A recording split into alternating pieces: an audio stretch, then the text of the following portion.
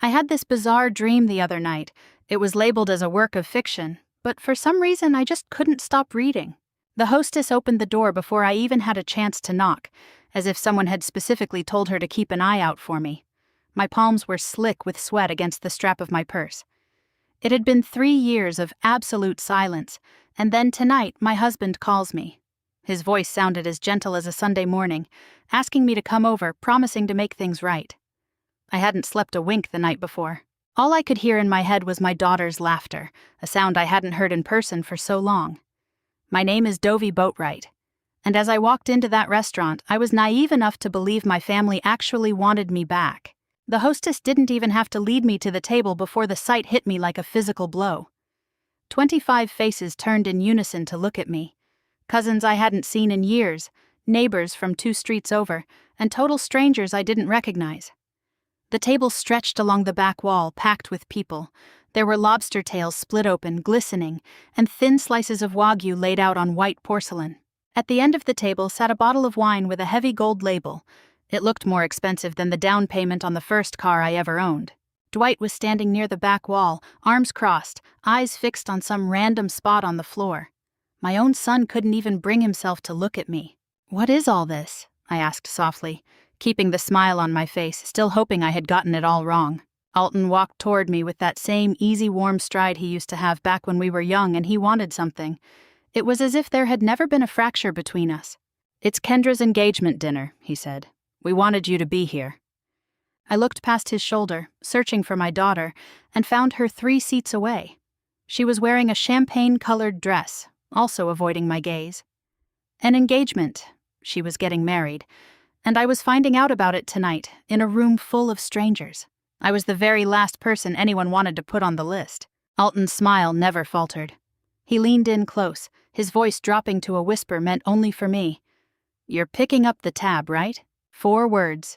No, hello. No, how have you been? No, I'm sorry for the 3 years of pain.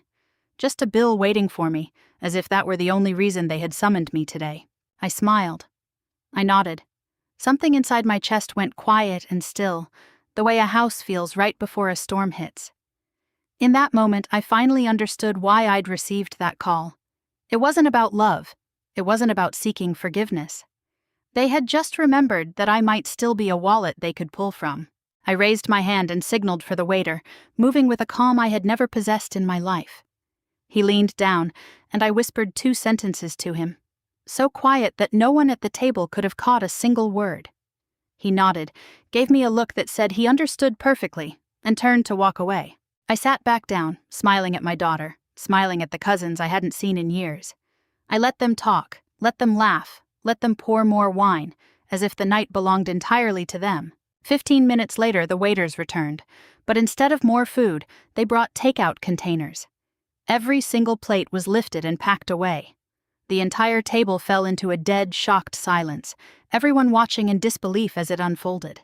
That $400 bottle of wine was recorked and whisked away along with everything else.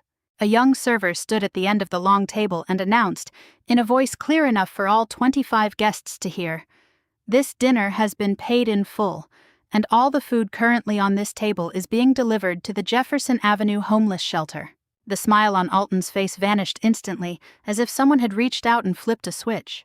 The doctor said the words with a tone as flat as a grocery list. "Stage 2, treatable." I remember staring at his wall calendar instead of his face, silently counting the months until Kendra's birthday, as if that were more important than what he had just told me.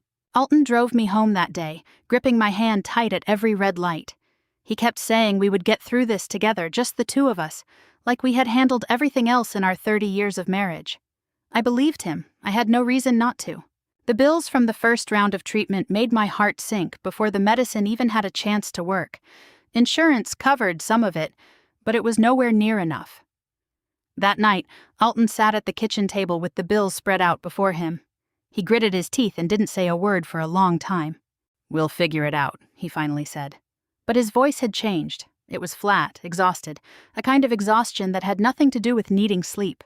By the 3rd round of treatment, I was too sick to cook most nights, too weak to keep the house the way I used to. Alton started working late at the office, or so he claimed. The bills kept coming, thick envelopes piling up on the counter like a wall being built between us. Every conversation eventually looped back to money. How much this cost, how much that would cost, how easy life was before all this happened. In those weeks, I don't think I heard him ask once how I was feeling. One night I walked out of the bedroom and heard him on the phone in the garage. He was keeping his voice low, thinking I was asleep. "I don't know how much longer I can do this," he said.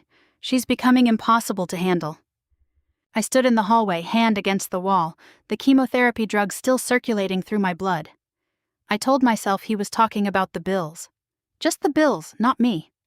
I wanted to believe that so badly that I forced myself to accept it. Over those months, Dwight became incredibly quiet around me, with a guarded politeness, the kind you show someone you're desperately trying not to anger. Kendra called less, always with excuses. Work, friends. I understood, I told myself. That was normal for an adult daughter building her own life. I told myself this is just what a rough patch in a marriage looks like. Pressure does this to people. Money does this. Illness does this. People retreat to survive, and once it's over, they'll come back. I held on to that belief like I held on to the railing every time I dragged my trembling legs up the porch steps after a treatment, determined not to collapse in front of the neighbors. One Thursday afternoon, I came home from chemo, more exhausted than usual, that fatigue settling deep behind my eyes. I wanted nothing more than to crawl back into bed. I passed Dwight's room on the way to my bedroom and stopped dead. The door was open. The mattress was stripped bare. The closet was empty, the hangers swaying slightly from the force of someone hurriedly pulling clothes off them.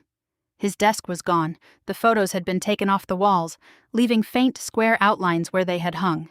I stood in the doorway, my purse strap clutched in my hand, the stinging of the treatment still raw on my arms. I called out his name to the empty room. He had moved in with Alton's sister 2 streets over, and neither of them had said a word to me. After Dwight's room had been empty for 2 days, Alton found me in the kitchen. He leaned against the counter as if he'd rehearsed exactly where to stand. "I think I need some space," he said. "Not a divorce, just space. I need time to think." I asked him what exactly he needed to think about. He didn't answer. He just said he would be staying at his sister's place, where Dwight already was, and that he would stop by to check on me, as if I were an appointment he might get around to keeping. That weekend, he packed 2 suitcases. Even with the TV on, the house was quieter than it had ever been. My first night alone, I sat at the kitchen table, looking at the stack of medical bills he used to at least pretend to worry about with me. Now, I was the only one worrying. The next round of treatment came, and the next bill followed. I paid what I could and left the rest. Alton's name was still on the insurance, but the calls about claims started coming directly to me. There was no one left standing at the table to share the weight of it. I learned to keep my phone face down on my lap during chemo because every time the screen lit up, I would hold on to a tiny sliver of hope, and every time it wasn't him. Kendra called less and less. When she did, the conversations were always short, guarded, as if she were reading from a script someone else had written for her. One time I asked if she had spoken to her father, and she went silent. A silence that said more than any answer could. "He's just carrying too much, Mom," she said, as if I wasn't carrying anything at all. I wanted to ask her, carrying what? I was the one who was sick. I was the one who survived most nights in this empty house, driving myself home after treatment because there was no one to reach out to. But I said nothing. I didn't want to be the one filled with resentment. I didn't want to be the reason my daughter drifted further away. So, I stayed silent. And in that silence, our relationship began to grow teeth. Months bled into one another. No divorce papers were ever sent. No lawyer called. Alton never filed anything, never made it official, never gave me a document I could hold in my hand and say, "This is the end." Nominally, I was still his wife, still tethered to a man who couldn't even close the door behind him properly on his way out. That was a specific kind of cruelty, being denied the dignity of a clean ending. A divorce is at least honest. A divorce means, we're done, this is why, this is what happens next. What Alton gave me was silence dressed up as space. A marriage left to rot in the quiet instead of being mercifully ended. On a Sunday evening, I called Kendra, the chemotherapy fog still heavy over my eyes, just wanting to hear her voice. It went to voicemail after 4 rings. I left a message anyway, told her I loved her, told her to call me back when she had a moment, told her I missed her laughter. She never called back. That message just sat there, for so long that I eventually stopped checking if she had listened to it. 3 full years went by before we spoke another word to each other. The day the doctor told me the cancer was in remission, I drove back to an empty house, with no one to call and share the news. I sat in the car with the engine off, staring at the porch I used to drag my trembling legs up, expecting to feel some kind of victory. I didn't. I only felt a hollow exhaustion that had nothing to do with the chemo. Next to go was the house. Alton's name was still on the mortgage, but he hadn't contributed a cent in months, and I couldn't carry our shared debt on my own. I fell behind. Every missed month brought more letters, more warnings, more calls. I stopped answering them. I already knew what they were going to say. When the foreclosure notice finally arrived, I accepted that I couldn't save the house alone. Before it got that far, I sold it, paid off what was owed, packed the important things, and moved into a 1-bedroom rental on the other side of town. The kind with thin walls where the landlord only answered the phone every other time.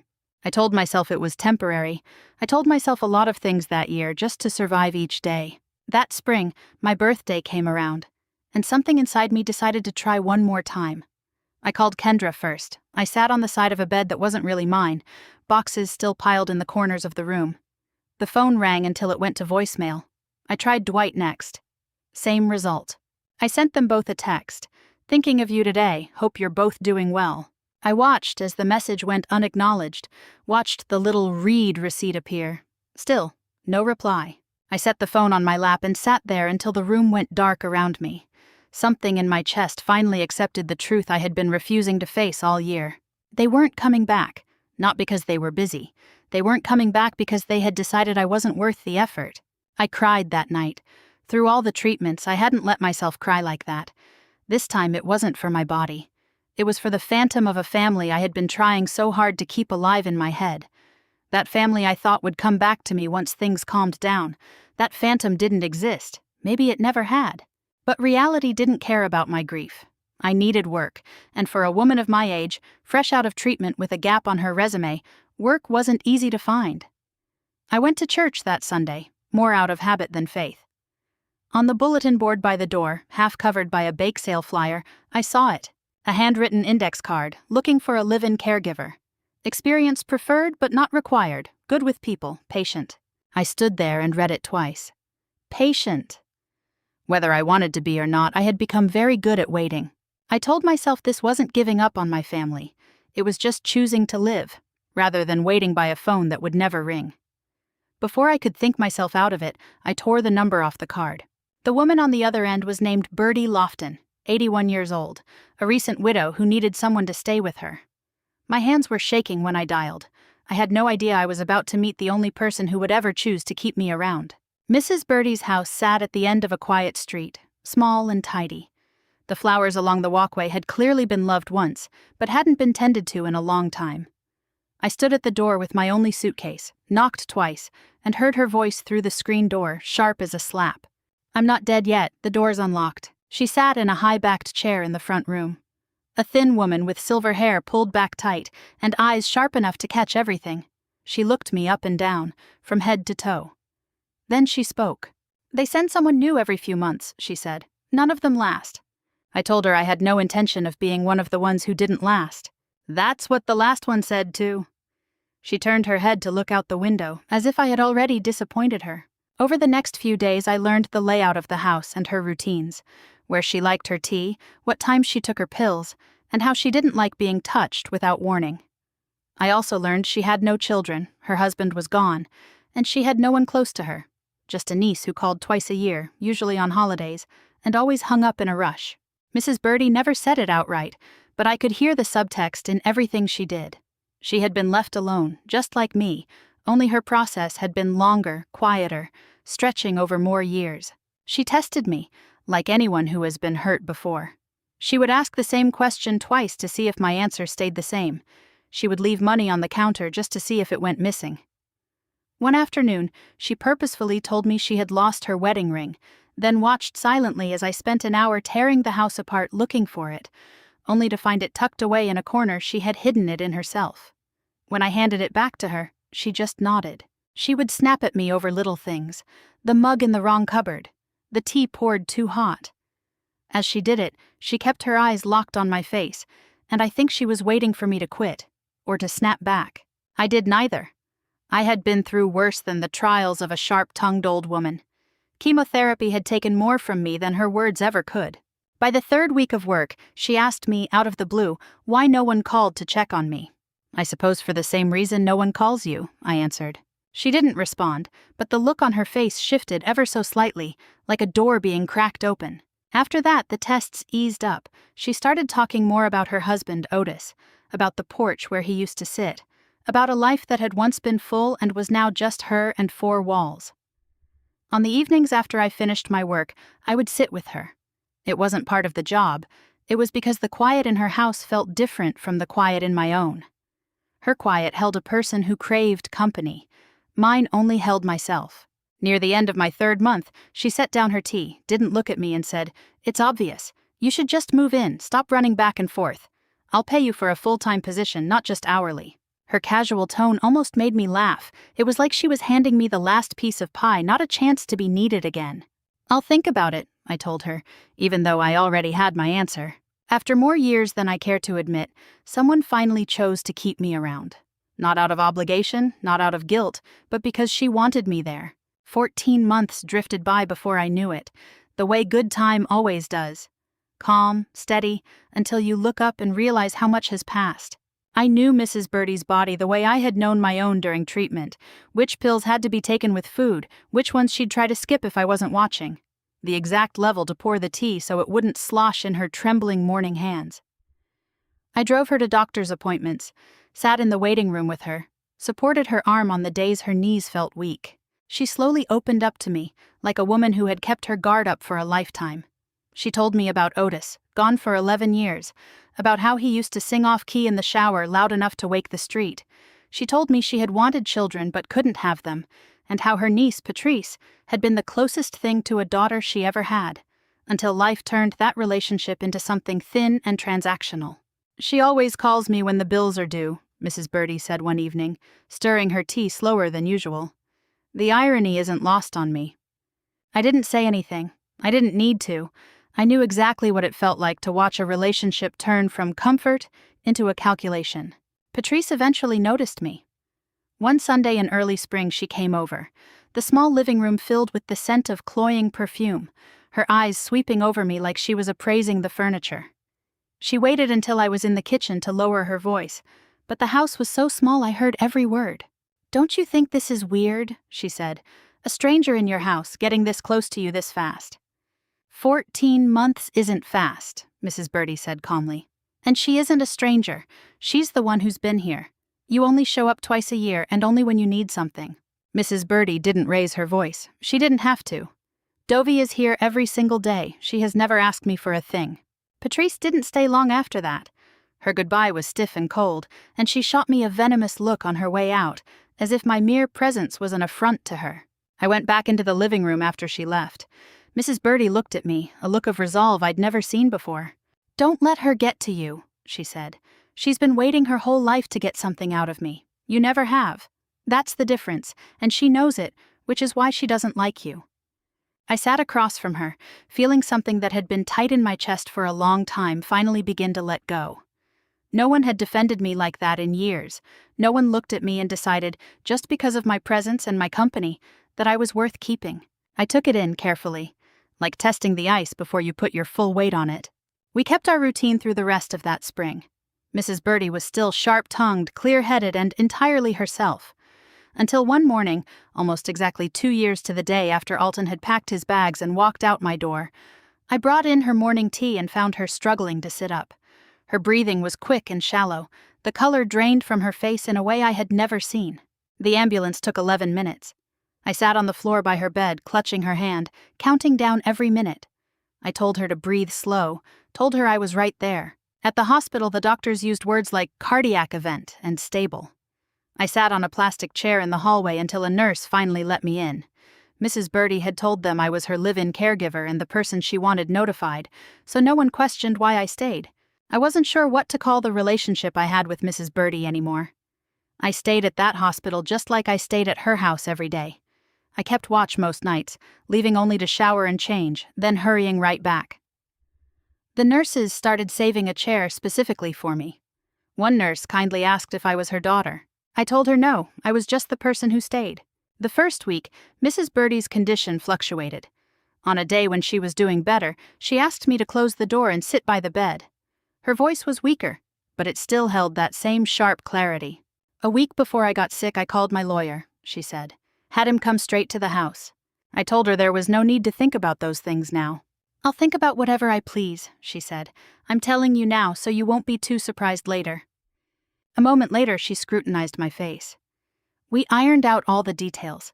He made sure I understood every single document before I signed. She stared into my eyes. "For 2 years you haven't asked me for anything. That's why I did it." I didn't ask what she meant. I didn't want that moment to turn into some worldly calculation. I just wanted to hold her hand. She held on for 9 more days. At the very end, I was there. The room was silent except for the rhythmic ticking of the machines. Her breathing slowed, like a candle flickering out when there's nothing left to burn. She never woke up after that third night. But I stayed right there, just like I had been there for everything else. Until a doctor finally walked in and confirmed the silence in the room, which I already knew to be true. Patrice arrived 4 hours later. She was dressed like she had come from an important event, and before she even asked which room her aunt had passed in, she was sharply questioning the nurses about the paperwork. She found me in the hallway, looking at me with that same look she had that Sunday in the living room, as if I were an item she needed to appraise. "I assume there's a will," she said, not even bothering with a greeting. "I assume so too," I told her, "but I have no idea what it says." It was the truth. I hadn't asked, and other than what she'd said that quiet afternoon, Mrs. Birdie hadn't said anything more. 3 days after the funeral, the lawyer called me to his office. After verifying my identity, he explained that Mrs. Birdie had named me the sole primary beneficiary of her estate: the house, her savings, and a small rental property she had owned outright for years. The documents were clear, executed in accordance with the law, and there was no ambiguity about her intentions. Afterward, I sat on the bed in my rental unit and cried in a way I hadn't since my last chemotherapy treatment. Grief and disbelief were so tangled up together that I couldn't pull them apart.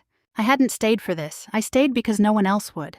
2 weeks later, the will was filed with the probate court and became a matter of public record in Shelby County. By then, it had been a little over 2 years since the morning Alton had walked out of my house for good. I didn't know any of this when it happened. I only pieced it together later through a slip of Kendra's tongue and the too smug tone of Patrice's voice.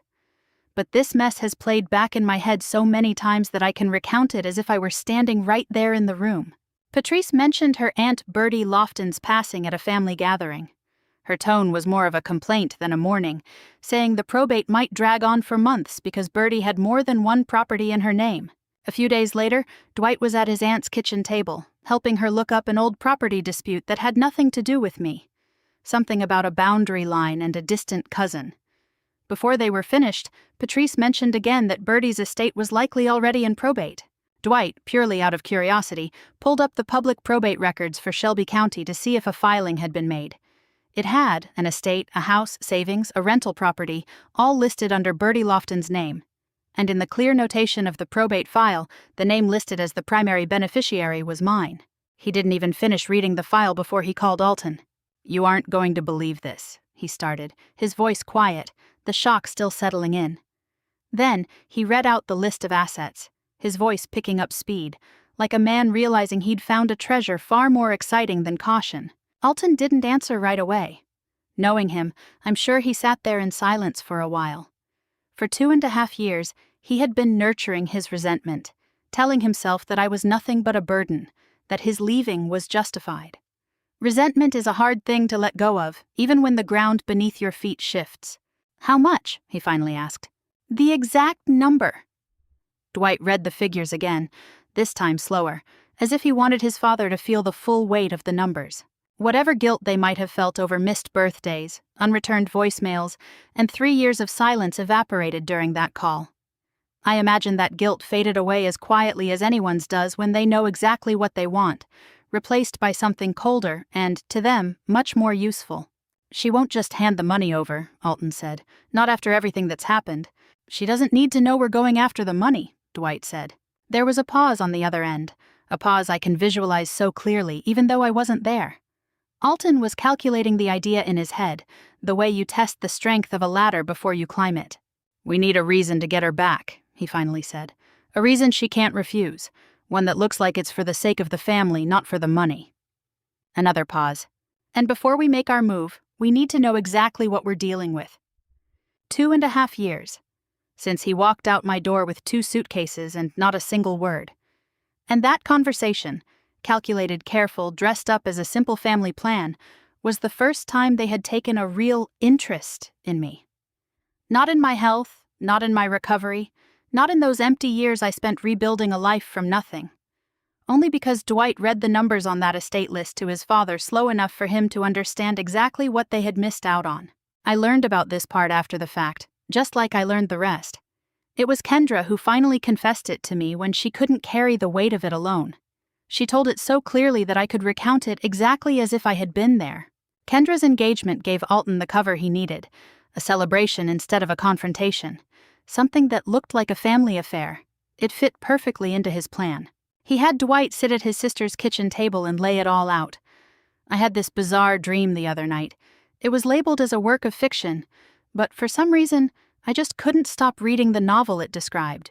"We'll invite her to dinner," he said. "Keep the atmosphere soft. Make amends. That's all she needs to hear. If she picks up that check without batting an eye, without asking any sharp questions, it'll prove she's desperate to get back into this family, willing to pay for the privilege. We can turn up the pressure from there. Maybe she'll cover more bills. Maybe there's more to come later."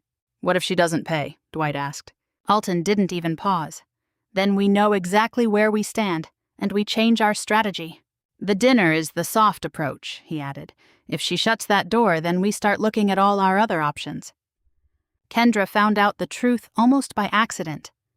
A week before the dinner, she overheard the conversation between her father and brother through a door left ajar. She told me later that hearing them lay out the plot so coldly made her feel physically ill. Her own engagement had been turned into bait. Her own mother had been turned into a target, wearing a price tag instead of a name. She thought about calling me, but in the end she told herself that maybe, underneath all her father's calculations, there was a grain of genuine intent. Maybe a small part of him really did want me back, even if money was the key that opened the door. She didn't stop it. She told herself that staying silent wasn't the same as being a participant. They invited 25 people, cousins, neighbors, people from church.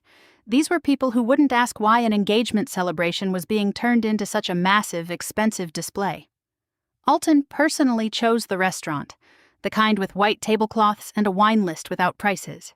Because that night, no one but me was supposed to care about the cost. When I arrived, the appetizers, the wine, and the first course were already on the table, and the kitchen was preparing the expensive entrees they'd pre-ordered. The entire plan was built on one foundation, forcing me to confront that massive bill before I had any room to think. But the dinner failed.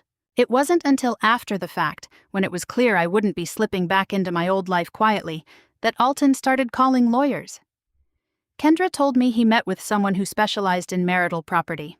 The second week, the lawyer explained clearly that in Tennessee, an inheritance is generally treated as separate individual property.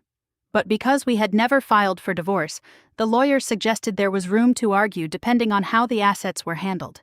It wasn't a strong case. The lawyer had made that very clear. But Alton didn't care about the uncertainty. He only cared that there was room to argue. A soft approach, wrapped in the guise of love. The lawsuit was only put on the table when that gentle version failed to get them what they wanted. Every detail of that night I walked into the restaurant, believing I was finally being welcomed home, had actually been decided behind my back, and not a single part of it was ever about making amends.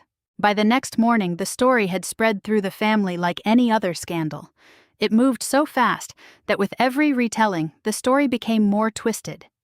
Patrice called someone, who called Kendra's cousin, who called someone else. By noon, half the people sitting at that table the night before were telling their own versions to people who hadn't even been there. Alton had walked into that dinner expecting to play the generous, forgiving, magnanimous man. Instead, he became a laughingstock, the guy who watched his wife pay the bill and then donate the leftovers to a homeless shelter in front of 25 witnesses. I didn't know any of that at the time. I only knew what I had done and how light I felt afterward. It was as if I'd finally set down a heavy burden I'd been carrying for too long. My shoulders had forgotten what it felt like to be unburdened. Alton didn't feel light at all. Kendra told me later that he barely slept that night, replaying the moment his smile froze in front of all the people he'd invited to witness his generosity. By the next morning, the humiliation had fermented into something harder. He called the lawyer he'd contacted before the dinner. That lawyer gave him just enough hope regarding marital property to make abandoning the soft approach look less like a failure and more like moving on to a version that would actually work. "This is her choice," Alton said to Dwight, as if I were the one who had set the trap, rather than someone who had blindly walked into one. "Now we go with the version that doesn't require her cooperation." He didn't waste much time hesitating. Less than a week later he filed. Not for reconciliation, not to clear the air, but for divorce. At the heart of the claim was a single assertion. The inheritance from Mrs. Birdie had been acquired while we were still legally married, and therefore belonged to the marital share. 3 years without a single separation filing. That loophole, left open out of carelessness or convenience, had now become his entire legal argument. Kendra heard him explaining the filing to Dwight over the phone, his tone as casual as if he were discussing a business deal, not a 30-year marriage. She told me later that hearing him lay it out so bluntly finally caused something inside her to break. Not a flash of anger, but the realization of such cold, calculated strategy, all while being polished up after the fact as his do right. She didn't call him that week. She didn't pick up when he called. She told herself she just needed space to think. The same words he'd said to me 3 years earlier, though it would be a long time before she realized the irony of that overlap. I knew nothing of these conspiracies. That week I spent my time the way I'd spent most weeks since Mrs. Birdie passed, quiet, steady, finally feeling something close to inner peace. I paid what I owed, and I walked away with my dignity. For the first time in 3 years, I wasn't waiting for anyone's call. I wasn't checking my messages every hour. I started being able to sleep through the night again. It was a Thursday afternoon, and I was standing in the kitchen, humming to myself as I watered the plants on the windowsill. Suddenly there was a knock at the door. It was short, formal, nothing like the soft knock of a neighbor or a friend. A man in a nondescript jacket stood on my porch, holding a small stack of papers. He asked if I was Dovey Boatwright, and then told me I was being sued. I stood there in the doorway and read the papers start to finish, long after the man in the jacket had left, my hands far steadier than I expected. It was the divorce filing from Alton, filled with legal jargon I had to read twice before I fully understood. It was a claim for a share of Mrs. Birdie's estate, the house, the savings, the rental property. The reason? Everything was obtained while we were still legally married. 3 years of silence. And the first real document he brings to the table isn't an apology, it's a bill. I didn't cry about it like I used to. I put the papers on the kitchen table, poured myself a cup of tea, and sat there until my hands stopped shaking. Not from sadness, but from anger. Then I picked up the phone and started calling lawyers. By the end of that weekend, I found a lawyer, a woman named Ransom. She spoke in short, sharp sentences. She had zero patience for wasting time, exactly who I needed. I told her everything. The separation that never became a formal divorce. The 3 years of silence, that dinner, and the lawsuit. She listened without interrupting. Like Mrs. Birdie used to, she got straight to the truth at the end. As a general rule, Tennessee treats inheritance as separate individual property, she told me. It is yours, pure and simple, especially because it was acquired through a will that specifically named you, not through any joint effort during your marriage. She paused. But that doesn't mean the other side won't try to challenge it. They'll likely claim commingling of assets, arguing that funds were mixed somewhere, or that the marriage contributed in some way to you receiving this inheritance. We have to be precise and document everything. I assured her I would. 2 days after that call, my phone rang, flashing a number I hadn't seen in 3 years. Kendra. Out of habit, I almost let it go to voicemail, but some intuition made me pick it up. She didn't waste time with small talk. "Mom, I need to talk to you, not about Dad, but about what I did." Halfway through, her voice choked up. "I'm sorry. For the dinner, for everything. I should have called you the moment I found out their plan, but I didn't. Every day since then, I've hated myself for it." I held the phone tight against my ear, my heart torn in two. Part of me wanted to believe every word. But the other part, having learned the hard way, knew the price of believing those who have already shown you their true faces, too quickly and too easily. "I hear you," I told her. "Not forgiveness yet, Just a door cracked open, however narrow. We talked longer than I expected. By the end, my heart had softened toward her, even as my defenses against her father and brother remained airtight. I took her back in carefully, like testing a floorboard before you put your full weight on it. A week later, Ransom called again, her clipped tone telling me things had changed before she even spoke. "Alton's lawyer just filed a request," she said. "They want your financial records, all of them, going back to before Mrs. Birdie passed." That week, Ransom's office was stacked with boxes. Inside were the care logs I'd kept out of habit rather than foresight. Pharmacy receipts, doctor's visit summaries, and every small record of those 2 years I'd spent keeping Mrs. Birdie alive. I hadn't saved them because I thought I'd one day need to prove my life in court. I saved them simply because that was how I did things. "This is excellent," Ransom said, flipping through the files with the kind of focus that made me trust her more every day. "This shows a clear, documented relationship, caregiver and patient, entirely independent of your marriage." Then, she pulled out a copy of the will, her finger gliding over the text near the top. "And right here, Birdie explicitly named you because of your care and companionship, not as anyone's wife, just you." I hadn't read that sentence in a while. Seeing it again brought a sense of solid ground back to my life. Within days, Alton's lawyers filed their response, and Ransom called me as soon as she finished reading it. "They're making 2 arguments," she said. "First, that you were legally married when you inherited the assets. Second, they're implying we have to prove you kept the inheritance completely separate from any marital assets. They're looking for any sign of commingling to give them an excuse to argue." I waited. "Did you put any inheritance money into any joint accounts? Add Alton's name to the property deeds? Or use inheritance funds to purchase marital assets?"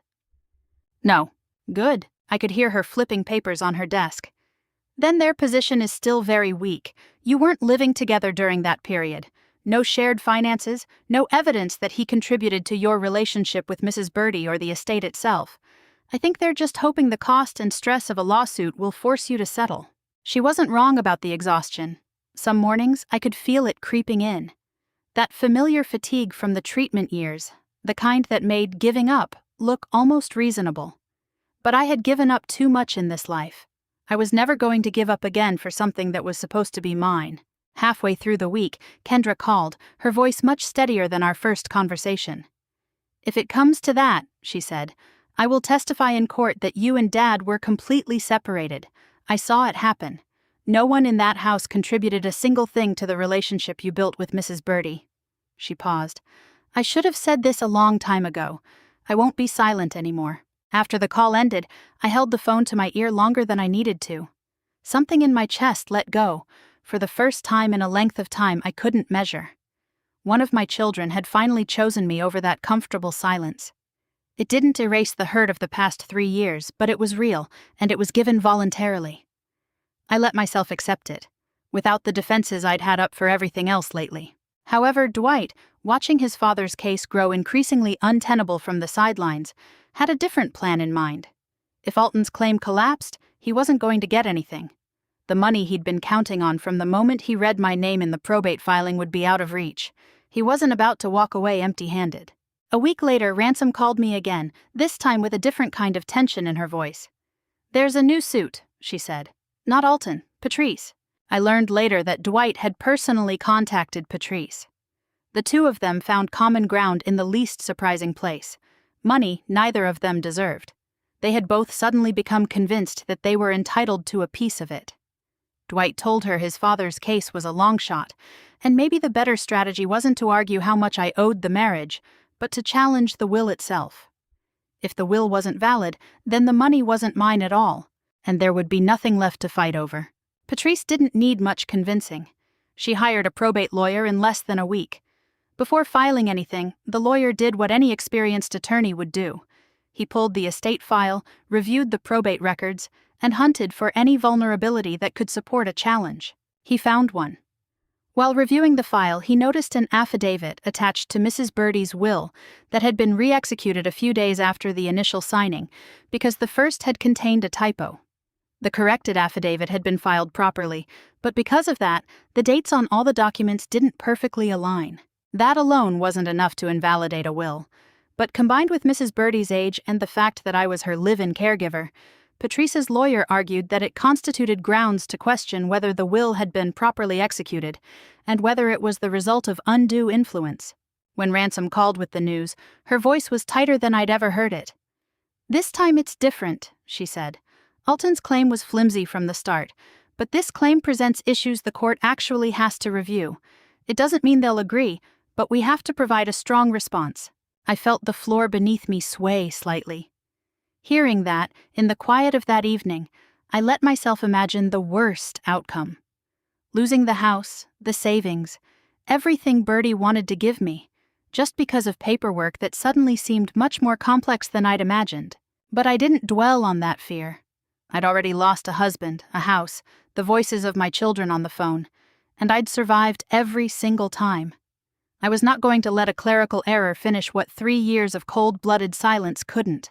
"Find out exactly what happened," I told Ransom, before either of us could spiral into panic over paperwork. And she did. She pulled the drafting lawyer's file, spoke with both signing witnesses, and confirmed the same story from every angle. The initial witness affidavit had only been corrected after the documents were reviewed and prepared for filing. Mrs. Birdie had only signed the will once in the presence of 2 witnesses, and throughout the meeting she was alert, clear-headed, and acting of her own free will. The drafting lawyer had even kept his contemporaneous notes from the meeting, recording her reasons and mental state that day, including her wit, the kind of wit I knew all too well. Ransom read parts of those notes to me over the phone. Something inside me finally settled, solid as a rock. I wasn't the woman who used to sit by a silent phone anymore, hoping for someone to call. I had become someone who could face a real threat, feel the fear, and still keep a clear head to fight instead of giving in. Pressure was building from 2 different directions. Both were designed to wear me down until settling seemed easier than standing my ground. But I had no intention of settling. The following week, the court clerk called Ransom's office with a scheduling update that hit harder than we expected. Both Alton's divorce case and Patrice's will challenge were scheduled for hearings in the same week. The courtroom was smaller than I imagined. Bare walls, hard benches, nothing like the dramatic rooms you see on TV. Months had passed since I received the first summons, months filled with filings, evidence exchanges, and legal meetings that seemed to produce more waste paper than answers. By the time we reached the hearing stage, there was little left to surprise either side. I sat next to Ransom with my hands folded in my lap, much calmer than I had expected to be. I watched Alton and his lawyer walk in from the other side. He never looked my way once. The judge heard our case first. Alton's lawyer stood and presented his case smoothly and professionally. 30 years of marriage, no divorce ever filed. An inheritance received during the marriage. He argued that there remained questions about whether the inherited assets had lost their character as separate property due to commingling or other use during the marriage. The judge looked down at her notes. "Counsel," she said, "what evidence do you have that Mr. Boatwright contributed to this inheritance, or that these assets became marital property?" Alton's lawyer glanced at his papers before answering. "Your Honor, both parties maintained a legal marriage throughout. Given the length of the marriage and the timing of the inheritance, we believe additional consideration is appropriate." "The length of the marriage is not the issue," the judge replied calmly. "The issue is whether you have evidence to support your claim." A pause rippled through the room. Alton leaned over to his lawyer and whispered something. His lawyer nodded and tried again. "Our position is that the court should consider the entire marital relationship before determining whether the inheritance remains separate, individual property." The judge looked at the file before her. "I have reviewed the discovery materials. Both parties have been separated for years. There were no joint financial accounts involving these inherited assets. There is no evidence of commingling, nor any evidence that Mr. Boatwright contributed to Ms. Lofton's care or the estate itself." She closed the file. "Based on this record, I find no factual basis to classify the Lofton estate as marital property, nor any reason to award Mr. Boatwright equitable interest. Request denied." And just like that, it was over. No raised voices, no dramatic speeches, just a ruling delivered in a calm, businesslike tone that decides people's lives every single day. I didn't look at Alton. I didn't need to see his face to know his expression. I felt Ransom's hand touch mine, quick and quiet. In a room like this, that small gesture conveyed more strength than words. One threat removed. I allowed myself a single sigh of relief before the heavier weight of reality settled back on me. Patrice's lawsuit was still to come, and unlike Alton's, it had some substance.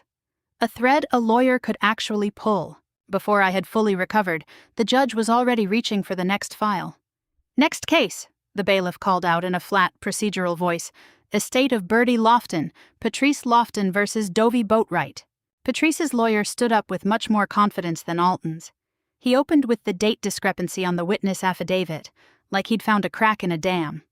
He spoke of an elderly widow becoming increasingly dependent on a paid caregiver, who then inherited almost everything. He never directly accused me of manipulating her. He didn't have to. He just let the implication hang in the courtroom unspoken. When it was Ransom's turn, she stood up, calm as water. "Your Honor, the defense calls the attorney who drafted Ms. Lofton's will, followed by one of the witnesses who signed it." The drafting lawyer took the stand first, an older man with a steady voice, clearly having done this many times before. He explained that the date discrepancy was simply because a typo on one of the witness affidavits had been corrected after the original documents were reviewed for filing. Mrs. Bertie had only signed the will once in the presence of two witnesses, and that correction didn't change any of her wishes or the will's execution. He identified the contemporaneous notes he'd made of that meeting in the course of his daily practice. In those notes, he recorded Mrs. Bertie's reasons for leaving the estate to me.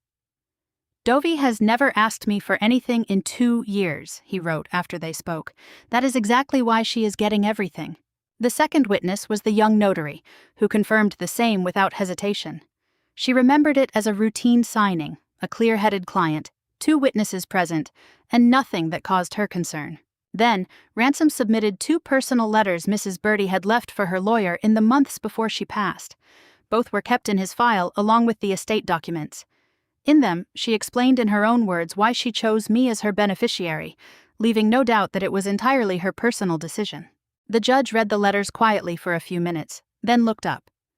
"I have reviewed the testimony, the attorney's file, the witness statements, and these exhibits," she said.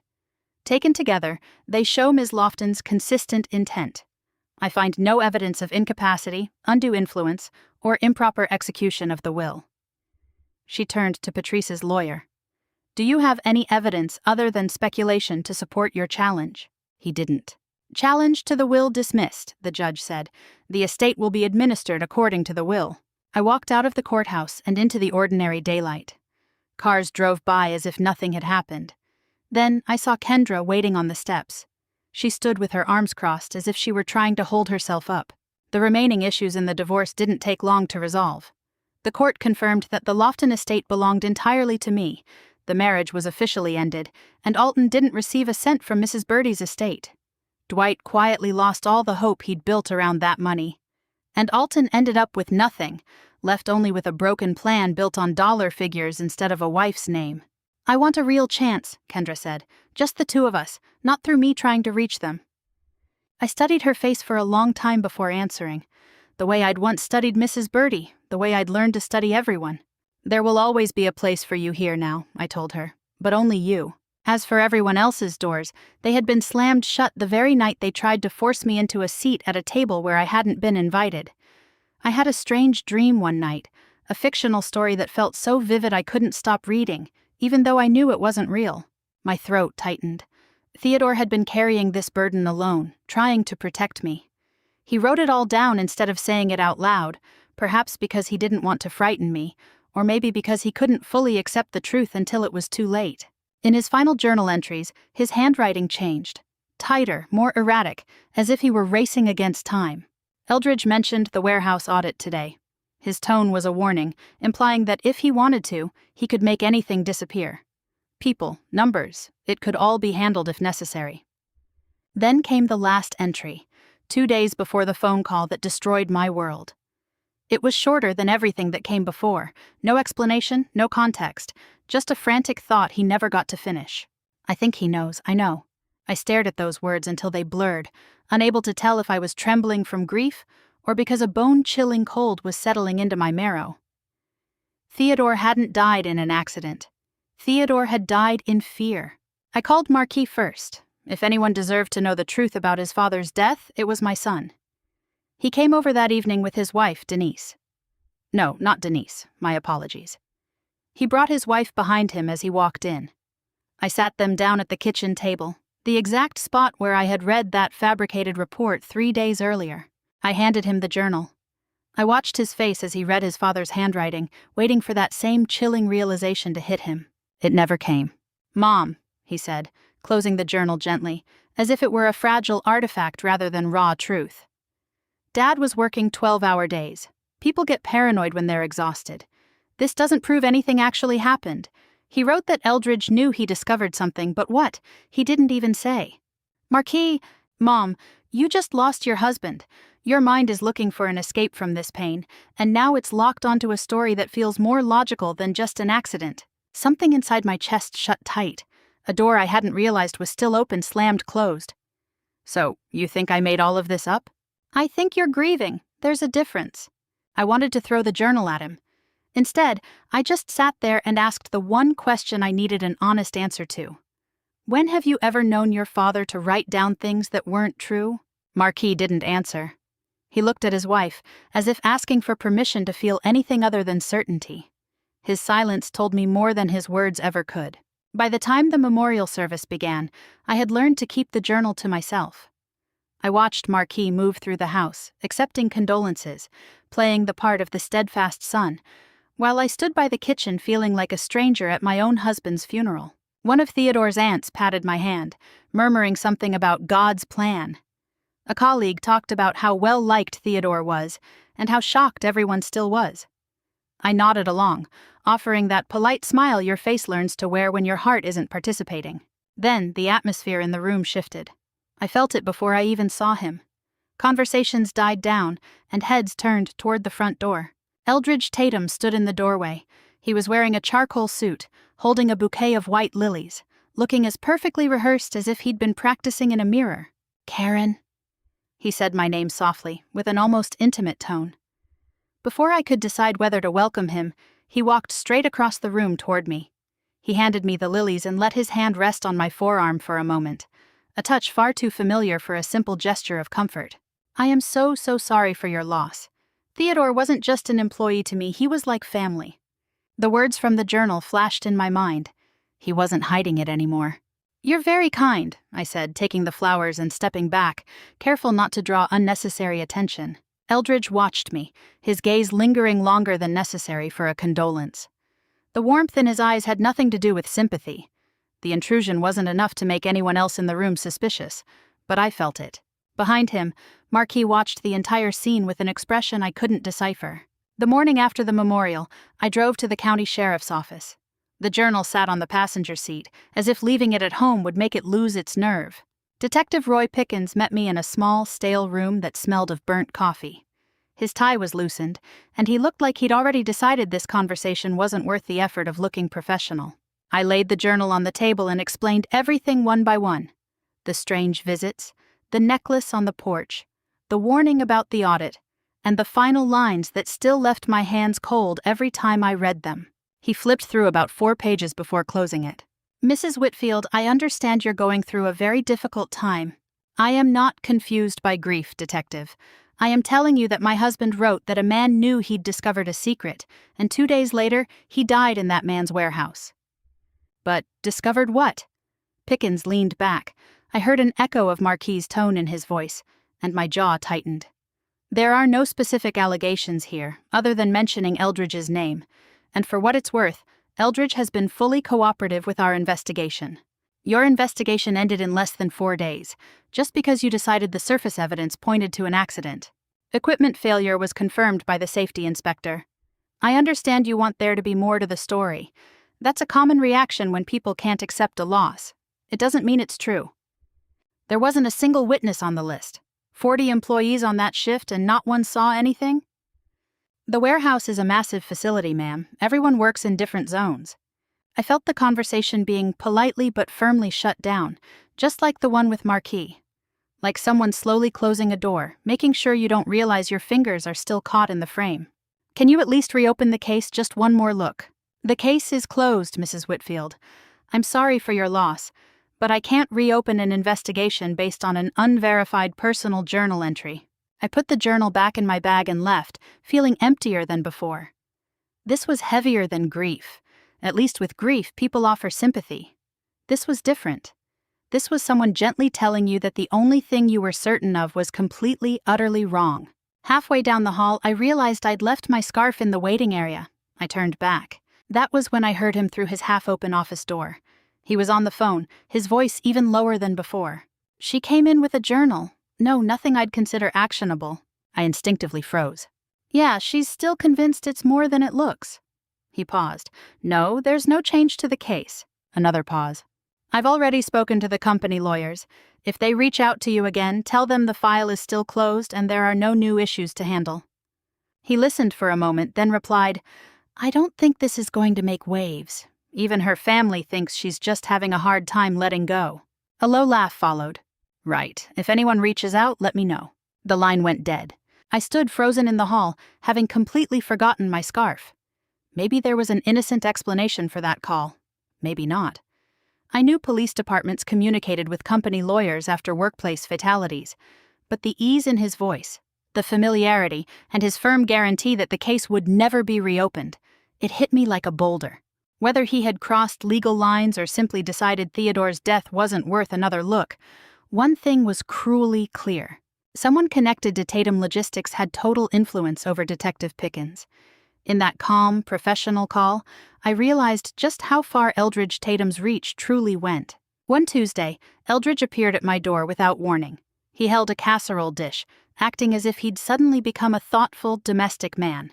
My housekeeper made it, he admitted when I stared at him for too long. I didn't want you to think I was trying too hard. I let him in. Because the alternative, turning away the only man who might know the truth about Theodore's death, felt like cutting my own lifeline. He sat at my kitchen table, the same chair Marquis had sat in to tell me my grief was wrong.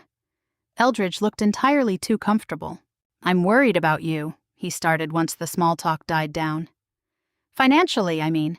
Theodore's life insurance, his pension, that paperwork takes months to clear. And I know the bills don't wait. We'll manage. I want to help you personally. No strings attached, Karen, I promise. He said my name the same way he had at the memorial. Too soft, too intimate, as if he'd already unilaterally decided our relationship was far closer than it actually was. You're very generous, I said, giving him no room to maneuver. Then he reached across the table and covered my hand before I could pull away. His thumb brushed my knuckles, and the touch sent a deep, quiet dread through me. Theodore was a good man, but good men don't always provide the life a woman like you deserves. If things had gone differently, I could have given you and your son so much more. I slowly pulled my hand away, careful not to look like I was recoiling. Eldridge, I think it's too soon for me to hear this. Of course, of course. He smiled like a farmer who had planted a seed, content to wait for it to sprout on its own schedule. I'm not going anywhere, Karen. I just want you to know you aren't alone in this. After he left, I stood by the window and watched him back out of my driveway. My stomach twisted with disgust and disbelief. 3 weeks. My husband had been dead for only 3 weeks, and this man was already measuring the space Theodore left behind and calculating how much of it he intended to fill.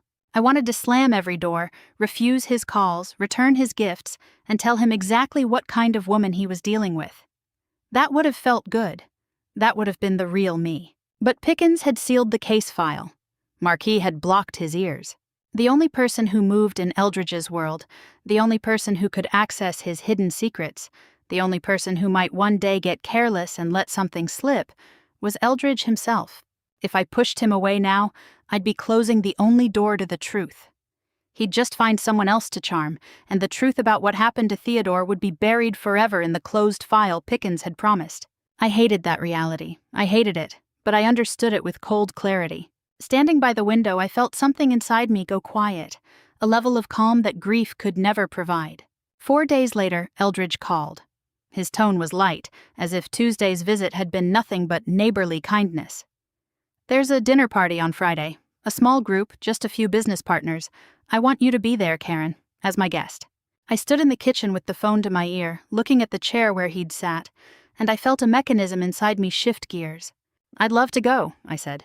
My voice was natural, steady, showing no hint of the struggle within. He thanked me and said he'd send a car.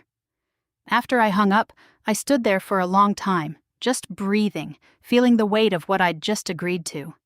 It felt like a stone sinking to the bottom of a stagnant pool. I wasn't doing this because I craved Eldridge Tatum's attention. I was doing it because Pickens had blocked every path, Marquis had covered his ears, and the only person standing close enough to the truth was the man holding the key to the door I needed to open. If he wanted to believe I was softening toward him, I'd let him believe it. If he wanted to mistake my presence for affection, I'd make that mistake work for me. Every dinner, every visit, every time he placed his hand over mine, I would record it, not feel it. I would watch him just as Theodore had in his final weeks. Only, I had an advantage Theodore never had. I knew what I was looking for. That night, I went to my closet and pulled out a dress I hadn't worn since Theodore first fell ill years ago. It was elegant enough for Eldridge's dinner table, but not so eager that it seemed out of place. I studied myself in the mirror, barely recognizing the calculation in my eyes. The grief was still buried deep, but it no longer steered the ship. That night, the phone rang again. It was Marquis. "Are you okay, Mom? Denise said you didn't sound like yourself today." "I'm fine, honey, just tired." "You aren't still obsessing over that journal, are you?" I almost told him.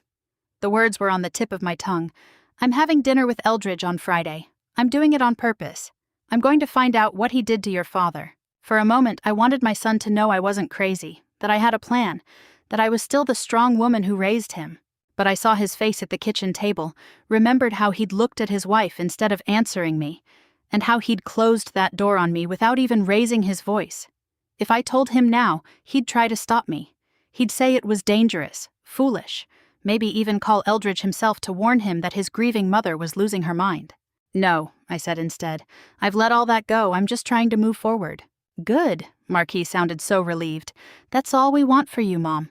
I hung up and sat in the quiet living room, facing the person I had just decided to become. I knew with absolute clarity that from now on I had to carry this alone. If I fell, there was no one left to catch me. On the 3-month anniversary of Theodore's death, I stood in the courthouse hallway in an ivory dress, waiting to marry the man I believed was responsible for my husband's demise. The 2 months between that dinner invitation and this morning had flown by. Dinners turned into calls. Calls turned into Eldridge stopping by so often that my neighbors waved whenever they saw his car, as if it were routine. I let him believe his visits were breaking down my grief. I never corrected him. The more he believed we were growing close, the more careless he became. He stopped hiding his daily whereabouts, and he spoke more freely in front of me. As the woman he hoped to marry, I had learned more than any widow he had ever tried to dismiss with a checkbook could have known. When he proposed, I realized something I didn't want to admit. If I was truly desperate to know the truth, I couldn't just stand outside the door. 3 weeks ago, in his brightly lit dining room when he went down on one knee, I said "I do" before I'd even grasped the weight of that word. Marquis found out the same way everyone else did, through family, through gossip, through someone dying to be the first to break the news. On the morning of the wedding, he showed up at my door in yesterday's clothes, as if he'd floored the gas pedal the second he heard the news. "Tell me it isn't true," he said, standing by the door, breathing hard. "Tell me you aren't marrying that man 3 months after burying my father." "Marquis." 3 months, Mom." His voice cracked on the word. Anger and grief were tangled together so tightly I couldn't tell which was controlling him. "Everyone is calling me. Everyone is asking what's wrong with you, and I can't answer because I don't have an answer either." "I need you to trust me." "Trust you?" He let out a short, bitter laugh. It didn't sound like my son at all. "You're marrying Dad's boss, the man you said was stalking you, the man you said scared Dad into writing in his journal. And now you're marrying him. Mom, what else can I call this but what it looks like? Marquis, please? You're acting like a..." The word hit me like a hammer, heavier than anything Pickens or Eldridge had ever done, because it came from my own son, in my own home, 3 months after we buried his father together. "I don't even know you anymore." He was gone before I could find steady enough words to follow him. I stood at the door for a long time. That ivory dress suddenly felt like a costume, not a choice. The ceremony was small and quiet. A few of Eldridge's business partners sat in the seats that should have been occupied by people who actually loved me. I smiled when I needed to smile. I said the vows. I let Eldridge slide a ring onto my finger, a weight heavier than any promise I'd ever made. Throughout the whole thing, all I could think of was Theodore's handwriting. I think he knows. I know. I didn't know if he'd ever imagined his warning would eventually lead me here. That night, I sat alone on the edge of the guest room bed, the room I'd claimed for myself before Eldridge could ever question it. My new husband was asleep in another room down the hall, and my son's voice still echoed in my ears. I opened my phone and scrolled to a folder I'd created weeks ago. It was buried deep in a 3-layer menu, somewhere no one would ever think to look. The folder name was simple: Theo. I stared at it for a long time before letting my thumb hover over it. I was finally ready to start filling it with the evidence Eldridge Tatum had no idea I was collecting. Part 1 ends, Part 2 continues. Report Part 1 complete, ready for Part 2. Part 2. Living in Eldridge Tatum's house taught me how to act like a woman who wanted for nothing. Within the first 2 weeks, I mapped out his routine. He left at 7 a.m., played golf on Saturdays, and took those calls behind his closed study door. I learned when his housekeeper came, when the house was at its emptiest, and which hours were entirely my own. His study was the only room he never invited me into. That told me exactly where to start. The first time I slipped into his study, my heartbeat was so loud I felt like it could be heard through the walls. I quickly photographed everything I could reach without disturbing the arrangement. Folders marked with warehouse codes, insurance files, a ledger filled with numbers I didn't understand yet, but which someone trained might interpret. I was fast, careful, and put everything back exactly as it was. I imagined that when Theodore began to suspect what I was now certain of, he had to walk this same tightrope. It became a rhythm. Photograph, replace, breathe, leave. Days of testing became weeks of careful theft. Every night, I added my findings to that hidden folder on my phone, building something out of nothing, just as Theodore had patiently filled his journal. Then, on a Thursday morning, I walked into the study and noticed his laptop had restarted after an overnight software update. Eldridge rarely locked his computer at home. The system had auto-logged to the desktop, and several office programs were reopening in the background. I shouldn't have touched it. Even as my fingers reached for the keyboard, I knew that. A communication app had automatically reopened and was syncing recent conversations. A tiny notification flickered, indicating archived chat logs had loaded onto the desktop. Just before the window refreshed, a name near the top of the conversation list caught my eye. It was a name I didn't recognize, yet it made me hold my breath. Rosalind Pichon. The messages under this name were old, dating back years. As far as I knew, Theodore hadn't even started working for Eldridge back then. Before my nerves screamed at me to stop reading and start taking pictures, I only caught a few fragments. Keep this buried. I'll ensure you're taken care of. You don't need to mention what you saw to anyone. I didn't know who Rosalind Pichon was. I didn't know what she'd seen, when she'd seen it, or why it was important enough for Eldridge to buy her silence years before my husband died. But I recognized the shape of that conversation, because over the past few weeks I had been living in that exact same shape. I photographed the screen as fast as I could, my pulse thundering in my ears, louder than any sound in the house. I didn't dare scroll down or open anything else. I captured only what was visible, then closed the window, leaving it exactly as I'd found it. That was when I heard it. The garage door rising. His golf game wasn't supposed to be over for another 2 hours. I stuffed my phone into my pocket and had just reached the study door when I heard his keys turning in the front lock. He called out, his voice casual and warm, the exact tone he used in this house just before something bad happened. "Karen, whose car is that outside?" "It's mine," I called back across the hall, steadying my voice before he reached the study door. I sent it in for service. They finished early and dropped it off. Eldridge accepted the explanation with a smile and kissed my cheek. I let him. Even as he walked past me into the kitchen, my heart was still hammering against my ribs. He didn't check the laptop. He didn't even ask why I was standing in his study. I dodged a bullet. That night, I started pulling the thread, looking for that one name I held. With the correct spelling, it wasn't hard to find Rosalind Pichon. Public records led me to a small apartment building 2 towns over. A woman in her 50s opened the door, her eyes carrying that sharp wariness that comes with being a lifelong stranger to safety. "I'm not a salesman," I said. "My name is Karen. My husband worked for Eldridge Tatum. 4 months ago, he died in his warehouse." A flash of terror flickered in her eyes. "I think you have the wrong person." She started to close the door. Before it could latch, I calmly pulled out my phone and opened the photo of Eldridge's old chat log. "I found your name on his computer," I said. The door stopped. For a long, silent second, she stared at the screen, then looked past me at the parking lot. Her gaze scanned the area, the way people do when they've spent years looking over their shoulders, waiting for bad news to catch up. It finally happened. She stepped aside, letting me in. "You shouldn't have come here," she said after closing the door, "but I'm not surprised someone finally did." She told me that years ago, long before Theodore ever worked there, she'd worked the night shift at that warehouse. She was the one who found a man lying near the loading docks hours before the official discovery. The scene she described didn't match the reports at all. "The scene wasn't right," she said, wringing her hands, her voice trembling. "Things had been moved. The safety railing that should have been locked in place. When I found him, the railing wasn't there.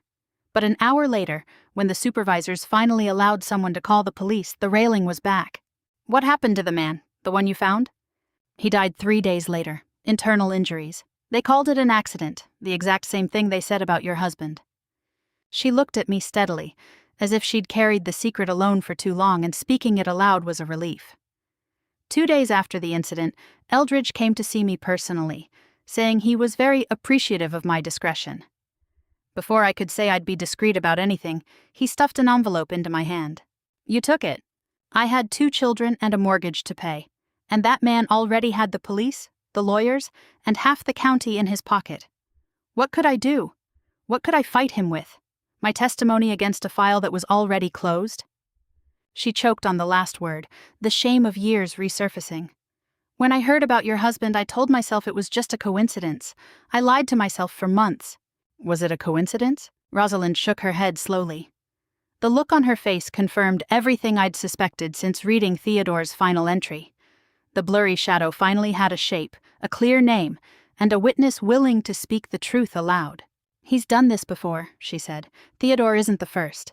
As I left Rosalind's apartment, her words echoed in my chest. I knew that everything I'd done on my own wasn't enough. I needed professionals, people who could turn what I had into ironclad proof for a courtroom. Through a friend of a friend, I found Roscoe Dunmore, a lawyer. His office was above a dry cleaner, cramped and nondescript. He didn't look like much, but he had one gift. He knew how to listen. He listened to every word without accusing me of being grieving or delusional. "Tell me everything, from start to finish," he said. "Don't leave out any details, even the ones you think don't matter." I told him everything. The fake report, the missing hour, the Pickens phone call I'd overheard, the journal, Rosalind, the necklace, and the warning Theodore had written 2 days before he died. Roscoe took notes the whole time, his face unreadable. When I finished, he finally leaned back. "This is more than just suspicion, Mrs. Whitfield. If even half of this holds up, it's a pattern of habitual criminal conduct. But patterns need evidence. I'm going to bring in someone who knows how to find it." That someone was Otha Renwick, a private investigator Roscoe had worked with before. He was a man of few words, asking even fewer questions than Roscoe, but he seemed to grasp the answers immediately. I gave him everything. The photos from Eldridge's study, Rosalind's name and address, the dates in Theodore's journal, and the ledger data I'd copied weeks ago, which I still didn't understand. "Give me 2 weeks, Otha said. "I can't promise I'll find the answer, but I promise I'll find where the money is going." The next 2 weeks were the hardest wait of my life. I had to keep smiling at dinner with Eldridge, letting him rest his hand over mine. But I knew that on the other side of the city, the man I'd hired was quietly tearing apart the secrets Eldridge thought he'd buried forever. During this long wait, something rock-solid took root inside me. It wasn't grief, and it wasn't fear. It was a patient, predatory resolve. "A Tuesday night," Otha called. His voice lacked its usual calm. "I found something. You need to see this." An hour later, I met him at Roscoe's office. My heart was in my throat the entire drive. Otha spread a series of documents across the table. Public corporate filings, bank records Roscoe had obtained through civil investigation, and wire transfer summaries. Summaries that linked an account registered under an alias through 3 shell companies directly back to Eldridge Tatum. "It took time to untangle," Otha said, pointing to the files. "The shell companies aren't illegal on their own. It was the timing that caught my attention. Once I understood the pattern, Roscoe was able to pull the records to fill in the blanks." He pointed to a string of withdrawals. "This account has been active for nearly 8 years. Regular payments, always cash or untraceable transfers, and the timing always coincides with specific dates." He slid a second page toward me. One of those dates was the week a warehouse worker died 6 years ago. Another was the week after your husband's accident. I stared at the numbers, watching the dates align perfectly with Rosalind's description and the warnings in Theodore's journal. A cold, absolute certainty settled into my marrow. This is no longer speculation. Roscoe watched me quietly. This is a pattern of hush money payments that warrants a police investigation. Combined with Rosalind's testimony and everything you've uncovered, we finally have enough leverage to take this to the right authorities. Over the following week, something changed in Eldridge. At first, it was subtle, the kind of change only a wife who is constantly on guard would notice. He started taking calls outside the house, lowering his voice the second I stepped near a door. He spent longer in his study, and the door was locked, whereas before he'd only ever kept it shut. One night I found him standing at the kitchen counter, staring at his phone, his jaw clenched in a way that had nothing to do with me. "Is everything okay?" I asked. "Fine," he answered too quickly. "Work stuff. Nothing for you to worry about." I told Otha about the change that night. Over the phone, Otha's voice had a sharpness I'd never heard. Someone tipped him off, or he realized the account was accessed. Either way, he knows something's moving. "Roscoe connected with a state-level investigator this morning," Otha added. "He's been looking into that old Tatum logistics case for months. I don't know if it'll lead to a conviction, but if our evidence aligns with his, it's exactly what we've been hoping for." 2 days later, Otha called again, his urgency sinking my heart before he even finished his sentence. "We might have a problem." The air left my lungs. "What happened?" "He's deleting data, Karen. Business files, transaction logs. He's even moving money between the shell companies. For a few hours, I thought we'd lost the trail." I closed my eyes. "So, he's scrubbing everything?" "No," Otha said, and I felt the tension in his voice ease slightly. "That's the good news. We secured the records we needed before Roscoe started the cleanup. What we're seeing isn't evidence disappearing, it's him reacting to the fact that he's being exposed." He paused to let that sink in. "But you need to understand, a man who starts destroying records the moment he suspects legal scrutiny isn't just hiding a crime. He's confirming that he believes there is a crime to hide. It's called consciousness of guilt." I sat there for a long time after hanging up. I watched Eldridge at the end of the hall, phone pressed to his ear, pacing restlessly in his study. His usual effortless charm was gone, replaced by the most guarded, terrified expression I'd ever seen. 3 days later, the call that changed everything came through. I was in Roscoe's office reviewing Otha's latest findings. Roscoe's phone rang, and he stepped out to take it. A few minutes later, he walked back in with an expression I'd never seen on him, a mix of caution and suppressed excitement. "It's Detective Garrison Stallworth," Roscoe said. "The state investigator Otha mentioned. He's been quietly reopening that death case from Tatum Logistics 6 years ago. Before, he only had witness statements pointing one way, while we had financial records pointing another. Rosalind's testimony finally connects the two." I caught my breath. "He knows about Rosalind?" "He's known her name since the original file," Roscoe explained. "But he lacked a witness willing to testify, and he had no financial trail to tie the money to Eldridge. Now we have both." Roscoe dialed Stallworth's number and put it on speaker. His voice was low and steady. "Mr. Dunmore, thanks for calling back. I've been trying to rebuild that early case for months, but never had enough to act. With your financial records, Ms. Pichon's cooperation, and the leads my office has gathered, I believe we finally have enough to apply for a search warrant." "Then why haven't you?" Roscoe asked. "Because men like Eldridge Tatum don't fall for the same trap twice. I only get one shot to do this right. I need to know exactly when he's home, when he's most vulnerable, and when we can move without giving him any space to destroy what's left." Stallworth paused. "I just need the perfect moment." 2 mornings later, Stallworth called Roscoe with a single sentence. "Today, be ready." I moved through the house that morning as I had for months, quiet, steady, showing no trace of the storm about to break. Eldridge had been on edge all week, shouting at his phone and staring at it like it might bite. But that morning, he looked almost calm, like a man desperately convincing himself that the worst had passed. "Someone's coming by later," he mentioned casually over coffee. "A compliance review. Nothing to worry about, just a routine audit from corporate headquarters." I didn't call his bluff. I let him believe the story that would let him sleep, knowing full well that no auditor with a corporate badge was coming to the door. The doorbell rang just after 11 a.m. I was in the kitchen. When I heard that chime, something inside me went utterly still, utterly focused. exactly as it had the night I first opened that locked drawer. I walked slowly to the front door, giving myself a few seconds to adjust my face into a mask of unreadable calm. Through the glass I saw them. Roscoe Dunmore in his dark suit, Otha Renwick standing beside him clutching a folder, and a man I'd never met but recognized instantly by his steady, authoritative stance, Detective Garrison Stallworth, his badge already in his hand. The three men stood on the porch, a picture ripped straight from the nightmare Eldridge had been trying to outrun. Before I could open the door, Eldridge walked up behind me, his hand brushing my shoulder. "Who is it?" I didn't answer. I pulled the door open. Stallworth spoke first, his voice calm and procedural. It was the voice of a man who had waited 6 years for the authority to stand on this threshold. "Eldridge Tatum, I'm Detective Garrison Stallworth with the State Bureau of Investigation. I have a search warrant and an arrest warrant regarding the deaths of 2 Tatum Logistics employees, as well as financial crimes involving obstruction of justice and witness tampering." I felt Eldridge go rigid beside me. The warmth drained from him in seconds.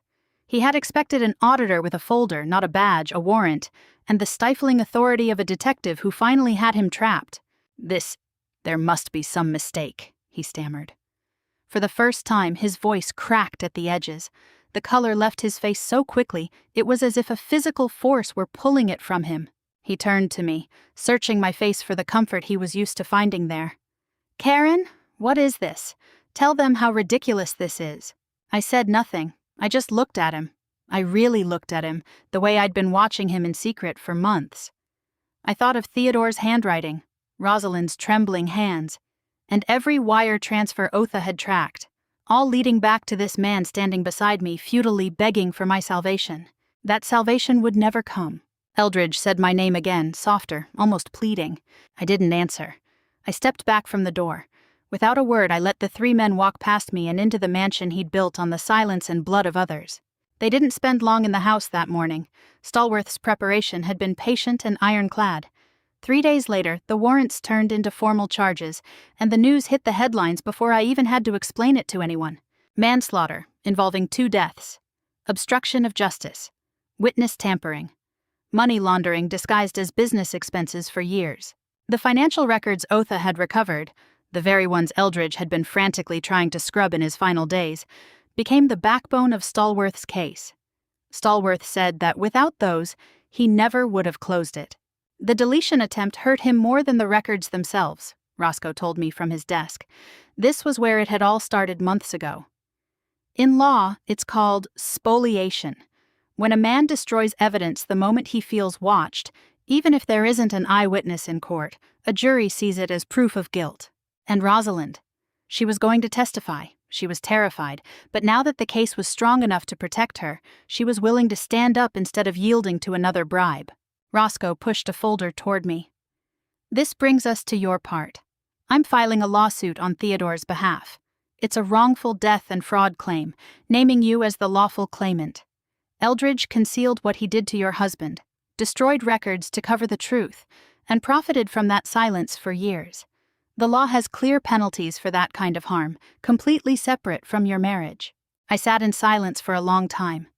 Theodore's face flashed in my mind. Not the broken version from the hospital bed, but the version from his journal. Cautious, terrified, yet fighting with everything he had in his final countdown to protect me. "File it," I said. "Whatever it costs, put his name back where it belongs in this story." The lawsuit hit the local news that same week. My name and Eldridge's were printed side by side, shattering the rumors everyone had been so eager to believe. I sat alone in the guest room watching the news clip, the room I'd claimed as my territory on the first day of this marriage. Since the afternoon that warrant was served, I felt the tightness in my chest finally begin to loosen. 20 minutes later, my phone rang. It was Marquis. I almost let it go to voicemail, bracing myself for another version of our conversation from the morning of the wedding. I hadn't found the right moment to mend his sharp, hurt, angry voice yet, but there was a rhythm in the ringtone that made me answer. "Mom?" His voice caught on the word, a mix of emotion and vulnerability I hadn't heard in months. "Mom, I just saw the news, all of it. The other death, the money, what Rosalind said on the segment." He stopped, breathing hard on the other end. When he spoke again, he was barely audible. "You weren't crazy. You weren't grieving too hard. You were right about everything, and I spoke to you the way I did, Mom. I am so sorry." I closed my eyes. The weight of the last few months finally had a place to land. "I know, honey," I whispered. "I know." The courtroom wasn't as tense as I'd imagined. I had fantasized about thunderous rage, a dramatic breakdown, or Eldridge collapsing just as he had on my porch months ago. Instead, it was quiet. The sound of folders sliding on desks, the judge's voice reading documents in a tone that never rose. The machinery of justice moved slowly, firmly, and without noise. It had been nearly 11 months since those 3 men stood on my porch. The criminal case went through long hearings, motions to suppress, and seemingly endless delays. Meanwhile, Roscoe kept pushing the wrongful death claim. I realized justice is never fast, it is patient. Roscoe stood up and laid it all out. The deliberate concealment, the years of hush money payments intended to hide 2 deaths, and Eldridge's act of destroying records the moment he realized he was being watched. Rosalind's testimony was unexpectedly steady. Only when she described the safety railing that should have been locked in place did her voice tremble. The financial trail Otha had mapped out spoke for itself, line by line, date by date. Eventually, Eldridge's lawyers had nothing left but technical arguments that were inevitably dismissed by the court. The wrongful death and fraud suit was won. The court awarded me a massive settlement, pulled directly from the assets Eldridge had hidden for years using shell accounts and bribes. The money that had once been used to bury the truth was now being repurposed to acknowledge the truth 2 families had waited years to finally hear. The settlement had nothing to do with our marital assets, exactly as Roscoe promised. Theodore's name was finally placed at the center of it all, exactly where it belonged. When the verdict was read, Eldridge didn't look at me.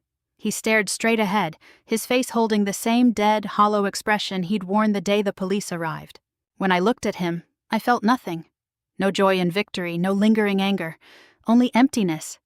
The void of a man who had spent years believing his money placed him above everything else, now completely hollowed out. After the civil judgment became final, I filed for divorce. By then, it was just a formality, the last thread to cut after everything around him had already collapsed. 2 weeks later, on a Sunday evening, Marquis showed up at my door. This time, he didn't have anything in his hands. No flowers, no rehearsed excuses, just him. He stood exactly where Eldridge used to stand with his lilies. But this time, the person standing there was exactly who I wanted to see. "I've been thinking about what I said to you," he started, his voice low. "On the day of the wedding." I used a word I never had the right to call my mother, no matter how angry or scared I was. "You carried all of this alone, trying to get justice for Dad, and not only did I not stand by you, I made it even harder. You believed what things looked like on the surface," I said. "I let you believe it, because telling you the truth would have put you in danger too. But I should have trusted you anyway." He stepped forward and pulled me into a hug. It felt like the first time in over a year that I was standing on solid ground. "I'm so proud of you, Mom. I don't know how you carried all of this alone without breaking." "There were plenty of times I almost did," I admitted, leaning into his shoulder. After he left, I sat on the porch.